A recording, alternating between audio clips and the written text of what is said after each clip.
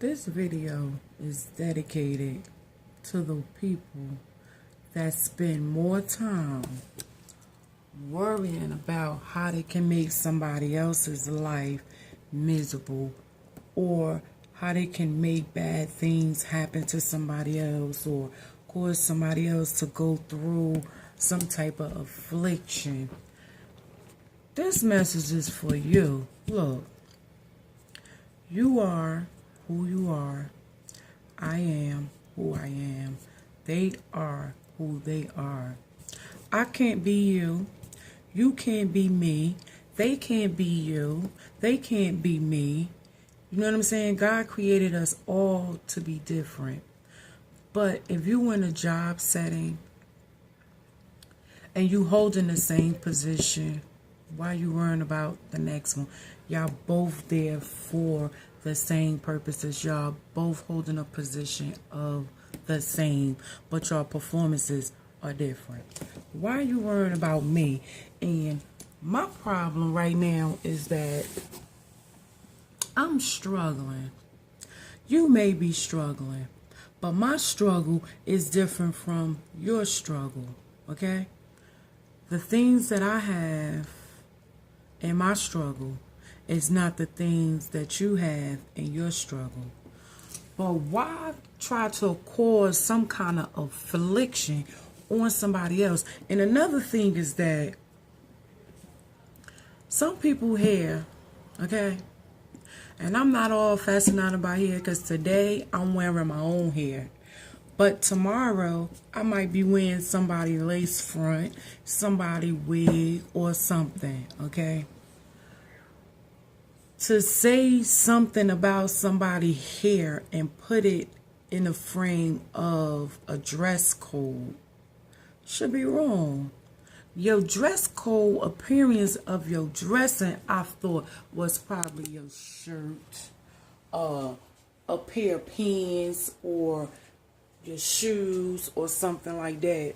But your hair, yes, it's certain jobs that you'll work. When you're working at a fast food restaurant, they want you to tie your hair back, pin it up, put a net on it, or whatever.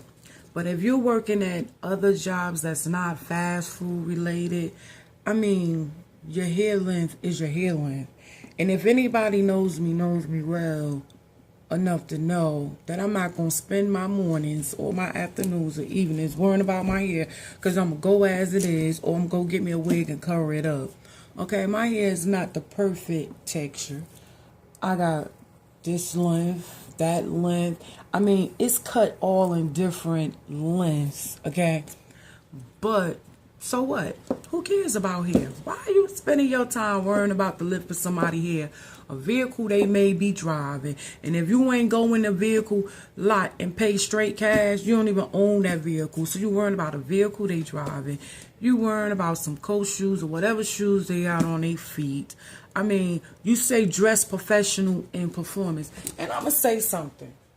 This shirt I got on right here, y'all, do it look neat? Do it look professional? Let me tell y'all where I got this shirt from. Walmart. And guess what? I found it on a clearance rack, whether they made a mistake or didn't make a mistake. Okay, y'all? I paid $7. Oh, when I finished talking to the cashier and the manager, I paid $5 for this shirt, and I have a couple of them. Okay, now, so what? Why don't you go into Walmart and look and see if you can find you a $5 shirt or a $7 shirt that you think look as good as paying $50 for a shirt, okay? Anyway, anybody that knows me know I don't have a problem with going to Goodwill, Salvation Army, any thrift store, flea market, anywhere to buy me anything. But if I have the funds, I'm going to go in the proper stores and I'm going to buy what I see that I want. If I don't, I'm going to search and I'm going to look around. Look, this part of this video is you can't be me. I can't be you. My victory is different from your victory. Your victory is different from mine. What I'm going through, you not going through. Okay? If you check my bank account and you look at your bank account, everybody with them tax returns, y'all done spent your tax returns, y'all was living large, y'all this is this and that. I'm talking about people that you work with, don't work with, whatever. Y'all broke now. Me, I'm still in the same struggle. I ain't got a tax check. But to God be the glory. I'm still surviving. Why make that part? It's people around here hungry, people starving, people working. We still living in slavery time. I don't know if y'all know that or not, but we are down here in North Carolina. That's a whole nother video, okay? People want you to live how they want you to live. They want you to live, you know, in a predicament of if you're black because of the skin of your color or whatever, you don't supposed to look like you have more than a person. Look, I'm not intimidated by a principal, okay? Which I know their salaries is about $80,000 a year, which that $80,000 doesn't mean anything to me. A judge, which is about $120,000 a year down here. A Walmart worker is making probably about 30 to 35, 40,000 a year. When you're working at McDonald's, you making about maybe anywhere from $10,000 to $15,000 a year, okay? And you're doing a whole lot of work, and these are chain stores that are worldwide franchise, okay? I'm not worrying about what you making, they making. What I'm trying to focus and worry about is what I'm trying to make and where I'm trying to get. And if I look like, for the ones that's watching this video, you're not on my Facebook page, but you're going through somebody else's Facebook page to look onto my Facebook page, you get this message too, because you had no business being nosy, going through somebody else's page to see what I'm writing, to go and use it at your next meeting, your next conference, your next group, your next workshop, your next sermon, whatever, however. Look, don't go through people's stuff. Okay? I'm going to say what I'm going to say, and what I'm going to say is what I'm going to say. One thing I know, God loves me, and I love him back. Okay? You can't take my blessings away from me, and I can't take your blessings away from you. But whatever you say that you have, I don't want it. I don't care if you live on a yacht. You got a boat way up the yonder. I don't want no white picket fence house with civilian cameras all the way around it. But you could give me a red or beige or wood or whatever house and sit me over across the yonder, and I'll be just fine. See, with me, I could live in any neighborhood. I could live in a poor neighborhood. I could live in a rich neighborhood. I can have dinner and soup. Caviar I don't like. Okay, you could call me bougie, you could call me this, you could call me that.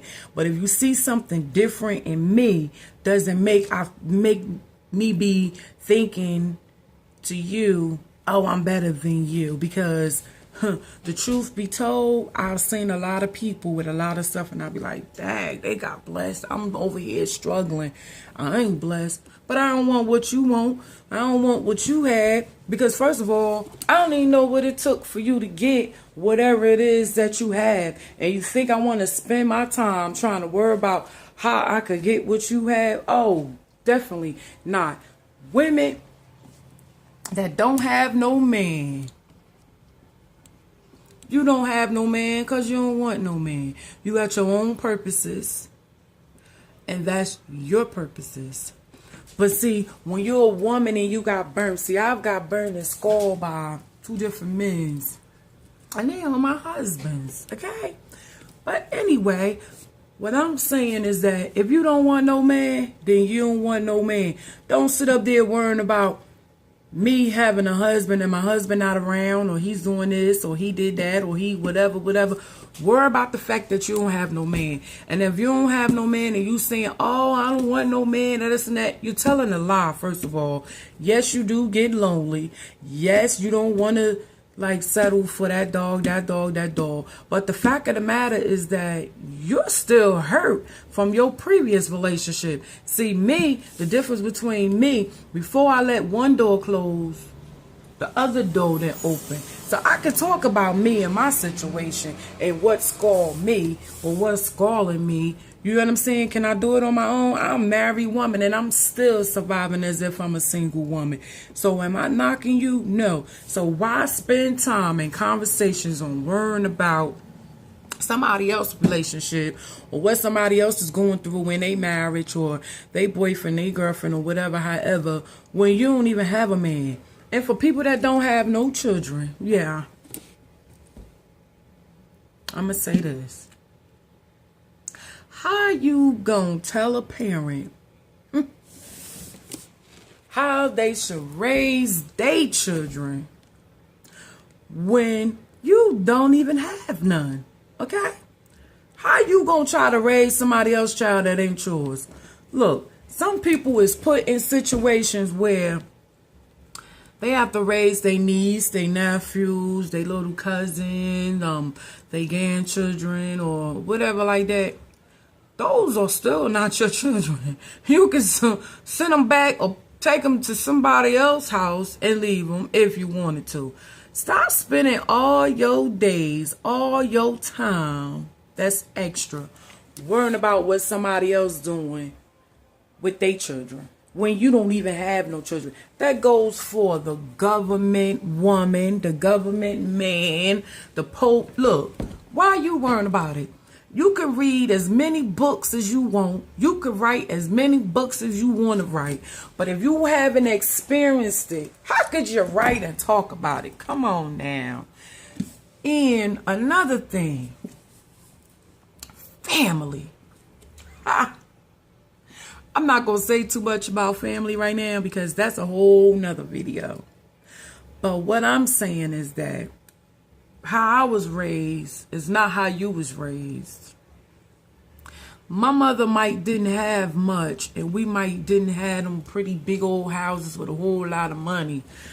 But one thing I can say is that she taught us we all we had. We could argue, we could fight, we could dispute, we could not speak to each other for weeks or months at a time. But when the push comes to shove and one of us need each other, no matter where we are, what we have, we gonna go see about them.